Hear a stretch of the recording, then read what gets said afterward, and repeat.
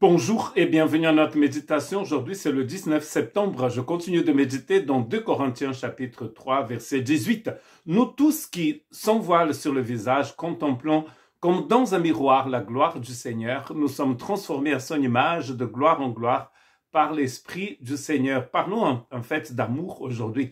En lisant ce texte de 1 Jean chapitre 5 verset 3, en effet, l'amour envers Dieu consiste à respecter ses commandements. Or, ces commandements ne représentent pas un fardeau. Parce que si ça représentait un fardeau, ça serait de la religion. Jésus nous demande, enfin, nous encourage à lui donner nos fardeaux pour qu'il puisse nous donner, en fait, son joug.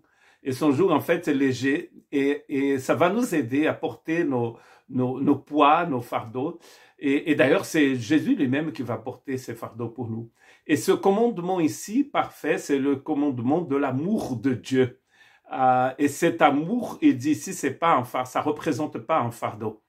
Parce que si ça représentait un fardeau, Jésus n'allait pas nous le donner. Et Jésus n'allait pas dire dans Jean 13, 14, « Je vous donne un commandement nouveau, aimez-vous les uns les autres comme je vous ai aimés. Vous aussi, aimez-vous les uns les autres. » C'est un ordre, en fait, ici, de nous aimer. Et bien sûr, ici, il ne nous demande pas de nous aimer avec nos amours, avec mon amour d'ami, mon amour de frère, de père, de fils.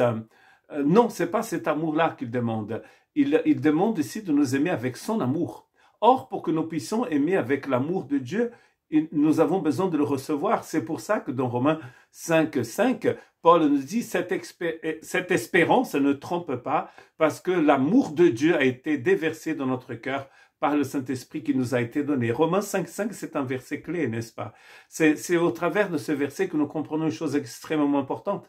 C'est que l'amour dont Jésus nous parle, l'amour dont les Écritures nous parlent ici, c'est l'amour de Dieu. Or, cet amour, nous ne pouvons pas l'inventer, nous ne pouvons pas l'hériter de nos ancêtres. Pierre nous dit que ce que nous avons hérité de nos ancêtres, c'est de la vapeur. C'est-à-dire, c'est une pure vanité. Ça ne dure pas longtemps. Nos amours, c'est de la vanité. Dieu nous propose son amour à lui. Et dans la première épître de Jean, Jean dit que Dieu est amour. Il est lumière et il est amour. Donc, ça veut dire que c'est la nature même de Dieu. C'est sûr que sans la nouvelle naissance, sans la naissance d'en haut, nous ne pouvons pas avoir cet amour. Vous ne pouvez pas l'acheter, la religion ne peut pas vous le donner. Vous avez besoin de recevoir. Et ici, dans Romains 5, 5, c'est écrit que c'est par l'Esprit de Dieu. Or, si vous n'avez pas l'Esprit de Dieu, vous ne pouvez pas avoir son amour. Et si vous avez l'Esprit de Dieu, vous avez son amour. Donc, aimez-vous les uns les autres, dit Jésus. Maintenant, mettez en pratique l'amour que vous avez. La Bible ne met jamais la charrue devant les bœufs. C'est d'abord les animaux qui vont tirer la charrue. Or, les animaux qui tirent la charrue, ici, c'est l'amour de Dieu qu'il a mis dans notre cœur. Ensuite, la charrue peut fonctionner. C'est de la religion de dire faites ceci, faites cela, sans avoir vous donné la capacité de le faire. Dieu ne vous demande pas d'aimer sans avoir d'abord vous donné son amour. Si vous avez reçu l'amour de Dieu, donc alors distribuez cet amour, partagez cet amour tout autour de vous. Parce que chaque fois que vous donnez, vous recevez. C'est comme ça que ça fonctionne dans l'économie divine.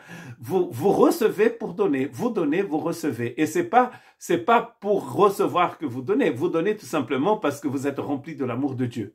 Que Dieu vous bénisse.